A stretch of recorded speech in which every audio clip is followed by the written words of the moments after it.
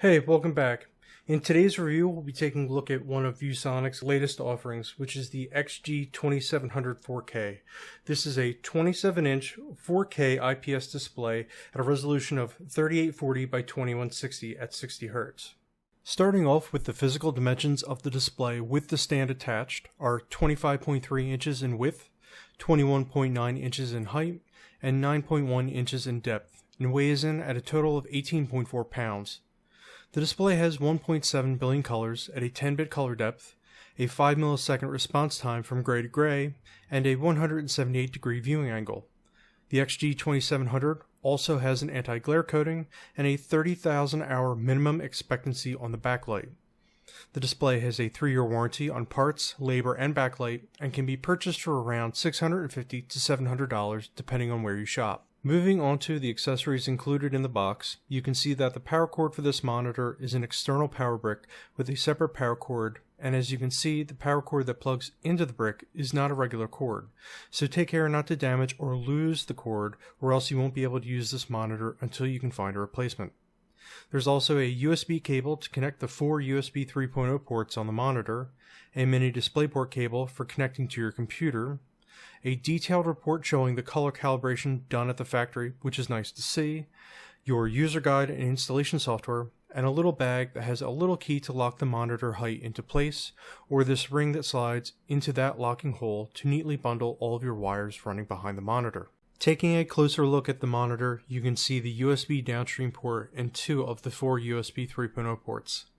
2 MHL HDMI 2.0 ports, a regular HDMI 2.0 port, DisplayPort 1.2a, and a mini DisplayPort 1.2a, as well as your headphone jack and power connector for the monitor. The base of the stand is wrapped separately to save space in the box, and the only thing you'll have to assemble on this monitor. The circular section on the bottom of the plate spins around, which you can also use to swivel the monitor 175 degrees. During installation, you'll spin this around until the screw that will secure the base to the monitor is visible. Once you've done this, you can slide the base onto the 2 tabs at the bottom of the monitor arm and line up the screw to tightly secure the monitor's base to the arm. Once that's taken care of, you can see the touch capacitive buttons on the bottom right hand side of the display and the power light that's angled in the corner. The XG2700 has a height adjustment of 120 millimeters, pivots 90 degrees, and also tilts 5 degrees forwards and 15 degrees back, which will help if you decide to turn the monitor into portrait mode. Turning the display completely to its right, you can see those 2 additional USB 3.0 ports on the side of the display as well. Switching completely to the back of the monitor, you can see the hole on the back of the arm where you can use the 2 included items to lock the height adjustment of the monitor, or if you'd prefer, use the plastic ring for cable management that notches into the hole as well. Simply notching the ring into the hole with the tab down and gently pressing downwards will lock the ring into place. There's one extra little feature that's included with this monitor, and that's this little tab at the top of the monitor arm that you can slide out, and it creates a nice little hook you can hang your headphones from.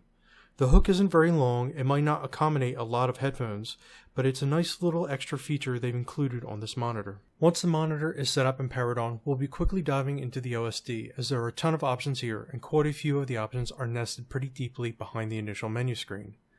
Pressing 1 brings up the full menu on the display, while pressing 2 will quickly bring up your input selections to quickly switch between sources if that's all you need to do to save a little time. Pressing 1 again and diving into the full menu, you can see the list of main menu options starting with contrast and brightness, input select, audio adjust, color adjust, information, manual image adjust, setup menu, and memory recall. Starting with contrast and brightness is pretty straightforward. The contrast by default seemed pretty good to start with, and the brightness is set to 99, which I felt needed to be reduced a bit to a more comfortable level. Hitting input select again is the same menu as before to switch between your connected sources. Audio adjust, you can change the volume, mute, and the source of the headphones connected to the monitor, specifically as there aren't any speakers built into this monitor. Color adjust has a bunch of options that you can select here from RGB, EDU, bluish, cool, native, warm, and user color.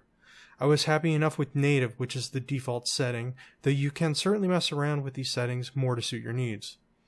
The information option displays your current resolution, frequency of the display, the pixel clock, and the model and serial numbers for the device. Manual Image Adjust contains a lot of options for the display, like sharpness, which is pretty self-explanatory, dynamic contrast, which I usually leave off on most monitors, response time with standard, advanced, and ultra-fast options, aspect ratio, overscan, eco mode with standard, optimize, and conserve, gamma, which seems pretty dialed in at 2.2, multi-picture, allowing you to break the display up into multiple quadrants and also do picture-in-picture options, view mode with the usual standard game, movie, web, text, and mono settings, a blue light filter, uniformity, which seems to decrease the backlight and make everything seem more uniform, and advanced image adjust, which nests a couple more options for this monitor like low input lag, which can help decrease signal latency, black stabilization, which can help bring out more detail by brightening dark scenes while gaming, and finally FreeSync, which you can turn on if you have an AMD graphics card capable of using this feature. The last section is the setup menu, where you can change the language for the OSD, the resolution adjustment notice that pops up if you're not running at the native resolution, the on-screen position of the OSD menu and how long it stays on screen, as well as pivot to rotate the menu if you're using landscape. There are sleep settings as well, and the ability to turn the power light on and off on the display, and saving all of your current settings that you've made on the display, as well as an option to disable DisplayPort 1.2 if necessary.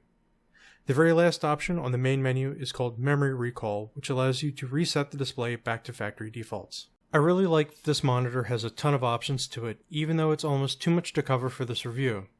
My only real complaint while using the OSD is that the touch-sensitive buttons are a bit of a pain to use while trying to go back and forth between settings, especially if you're trying to quickly switch back and forth between changes you're making while dialing in the monitor.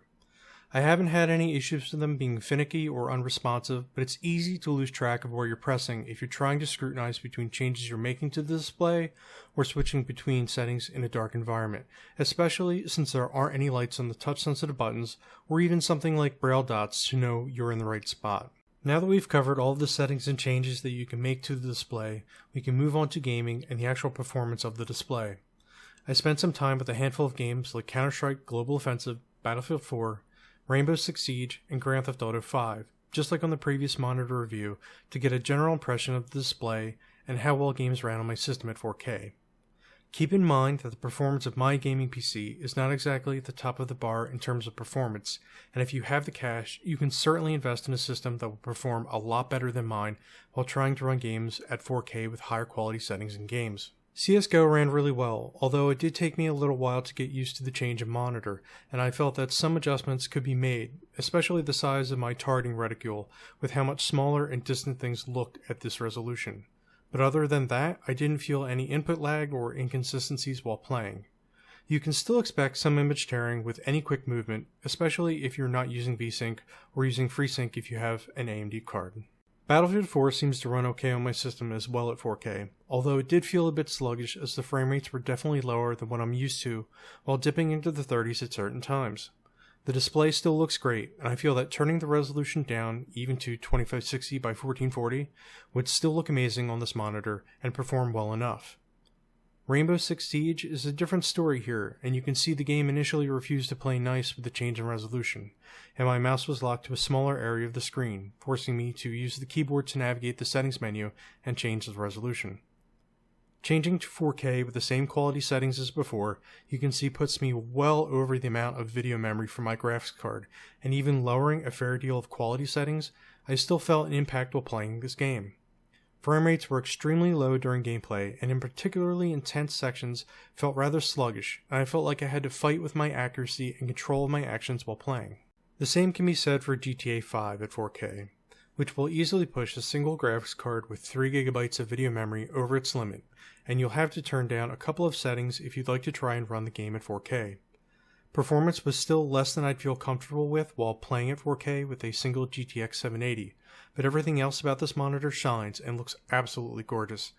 If your system isn't running with a high-end graphics card or multiple graphics cards, I'd recommend running most games at a lower resolution like 2560 by 1440p or lower, depending on what feels best for you, as games still look fairly impressive at most resolutions, especially with such a high pixel density on this monitor. It's a shame to have to say this, as it's the whole point of purchasing this monitor, but unless you already have a high-end setup or are currently looking to invest in a new computer or upgrading to support 4K, this monitor might not be for you.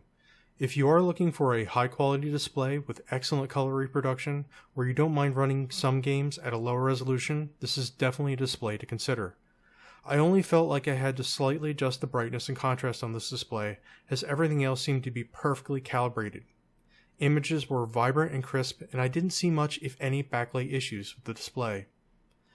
I would have been impressed if the 120Hz listing in the specifications was something that worked at 1080p, but I'm pretty sure that's just part of the specs for FreeSync operating within the 40 to 60Hz range. I emailed ViewSonic about the listing, but I haven't heard anything back from them yet. Aside from that, this is one of the sharpest displays I've used to date. And that just about covers everything for ViewSonic's XG2700 4K. It's an absolutely gorgeous display, and I can certainly see myself using it full time, granted I make a few upgrades to my system. I'd still probably prefer a 1440p display just for 120 or 144 Hz, as I like a much faster panel, and that's why, if you're interested, supposedly later this month, ViewSonic should be releasing their XG2703GS, which is a G-Sync monitor. It's a 27-inch 1440p IPS display capable of 165 Hz.